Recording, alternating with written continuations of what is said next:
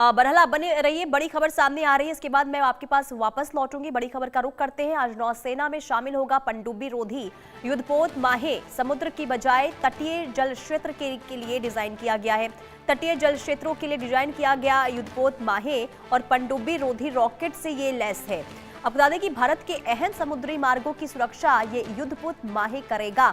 और ऐसे में देखिए भारत की जो मजबूती है वो कहीं ना कहीं देखने को मिलेगी, लेकिन दुश्मन के अंदर खलबली जरूर देखने को मिल रही है। स्वदेशी युद्धपोत के बाद माहे, यानी कि जो स्वदेशी युद्धपोत माहे है, इसके बाद कहीं ना कहीं दुश्मनों की जो धड़कनें हैं वो बढ़ती हुई जरूर नजर आ रही है, क्योंकि नौसेना में ये शामिल होने जा रहा है। और इससे कहीं ना कहीं नौसेना को देखिए मजबूती जरूर मिलेगी। कैसे दुश्मन पर निगाहें रखी जाए, कैसे निगरानी रखी जाए। और कुल मिलाकर देखिए हर ओर से, खास करके अगर हम बात करें कि हर तरफ से, या फिर आसमान से की बात करें, जमीन की बात करें, या फिर अब पानी की बात करें, हर ओर इस वक्त मजबूती भारत की बढ़ती हुई नजर आ रही है। और यही वजह है कि लगातार अब खलबली जो है वो देखने को मिल रही है दुश्मन देशों के बीच। लेकिन आपको बता दें कि अहम समुद्री मार्गों की सुरक्षा ये जो युद्धपोत माहे है वो करेगा, यानी कि समुद्र के ऊपर भी निगरानी यहाँ पर। तटीय जल क्षेत्रों के लिए भी डिजाइन ये युद्धपोत किया गया है। पनडुब्बी रोधी रॉकेट से लैस ये युद्धपोत माहे होगा और नौसेना के बड़े बेड़े में ये स्वदेशी युद्धपोत माहे शामिल होने जा रहा है। इसके बाद आप समझ सकते हैं कि इसकी क्षमता, इसके मायने और इसकी मजबूती आखिर किस कदर अब आने वाले दिनों में देखने को मिल सकती है। लेकिन कुल मिलाकर आपको बता दें कि एक के बाद एक जिस तरीके से आत्मनिर्भरता की ओर और साथ ही साथ सुरक्षा के लिहाज से मजबूत भारत हो रहा है, और भारत की जो तीनों सेना इस वक्त मजबूत नजर आ रही है। अब इससे कहीं ना कहीं देखिए असर जरूर देखने को मिल रहा है उन देशों पर जिनकी नजर हमेशा से भारत के खिलाफ रही है। और जब नौसेना के बेड़े में अब स्वदेशी पनडुब्बी माहे शामिल होने जा रहा है, तो इससे तटीय जल क्षेत्रों के लिए भी बहुत ही महत्वपूर्ण माना जा रहा है। यानी कि सुरक्षा की दृष्टि से अगर हम देखें तो ये काफी अहम है। तो ये बड़ी खबर आपको बता रहे हैं। अजय जांडेल हमारे साथ बने हुए हैं। अजय, ये युद्धपोत माहे नौसेना के बेड़े में शामिल होगा, कितना फायदा, कितनी मजबूती और इसका असर किस तरीके से आने वाले दिनों में देख सकते हैं? देखिए पुनीता, आपने बिल्कुल ठीक कहा। जिस तरीके से भारत अब अपने युद्ध क्षेत्र में अपनी सेनाओं की मजबूती को लगातार बढ़ा रहा है, और खासतौर पे जब इंडिजिनस वॉरफेयर या वेपन्स बनने की बात हो, तो उसमें कहीं ना कहीं जब इस तरह की चीजें हों तो यकीनन देश के जो लोग हैं उनकी जी। ताकत ऑटोमेटिकली बढ़ जाती है।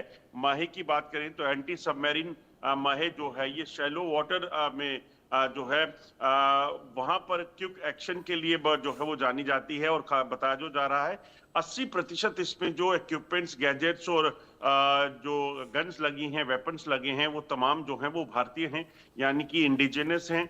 और ऐसे में इसको तैयार करके कहीं ना कहीं जो खतरा है पानी के भीतर, उसे जो है वो मार करने की इसकी क्षमता जो है वो रहेगी। और सबसे बड़ी बात है कि आज जब ये समुद्री बेड़े में शामिल होगी, मुंबई कोस्ट पर जो है ये जो सौंपी जाएगी नेवी को, उसके बाद कहीं ना कहीं एक अलग तरह का अलग तरह से जो है वो ताकत सेनाओं को देने वाली है। इस मौके पर बात की जाए तमाम जो वरिष्ठ अधिकारी हैं नेवी के और भारतीय सेना के, खासतौर पे बात की जाए आर्मी चीफ, वो खुद वहां पे मौजूद रहेंगे।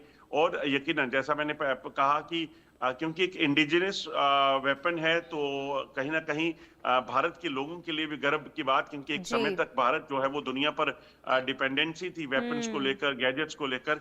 मगर जिस तरीके से अब ये हुआ है वो यकीनन एक बड़ा कदम है। और इस कदम के बाद कहीं ना कहीं नौसेना जो ताकत है सेनाओं की वो बढ़ने वाली है, और समुद्र में जो नेवी का दबदबा है वो बढ़ने वाला है।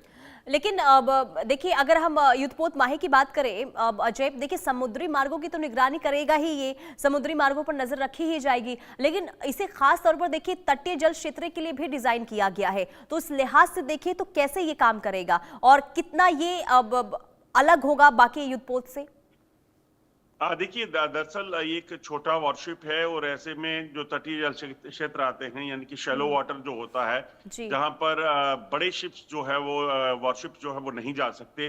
वहां पर जो है ये क्विक रिस्पांस के लिए जो है वो रहेगा। और खासतौर पे आप देखें तो आज के समय में जब दुनिया के कई देश जो है वो युद्ध में हैं और ऐसे में लगातार आप सोचें तो वर्ल्ड वॉर 3 का जो खतरा बताया जा रहा है कि बना हुआ है, तो ऐसे में किसी भी देश के लिए उसका अपना वॉरफेयर सिस्टम जो है, चाहे वो नेवी है, एयरफोर्स है या फिर सेना है, उसके पास जो मॉडर्न गैजेट्स और सिस्टम होगा तो वो यकीनन अपने देश की सरहदों की रक्षा के लिए ज्यादा इफेक्टिव जो है वो साबित हो सकता है। और बिल्कुल। इसीलिए ये माहे जो है वो कहीं ना कहीं एंटी सबमरीन सिस्टम जो है उसमें कहीं ना कहीं काफी कारगर साबित होगा। और तटीय समुद्री इलाके जो हैं वहां पर ये और ज्यादा इफेक्टिव तरीके से दुश्मन के की जो सबमरीन्स हैं उनसे जो है उन पर जो है वो नजर रखेगा और भारतीय क्षेत्र को सुरक्षित करेगा।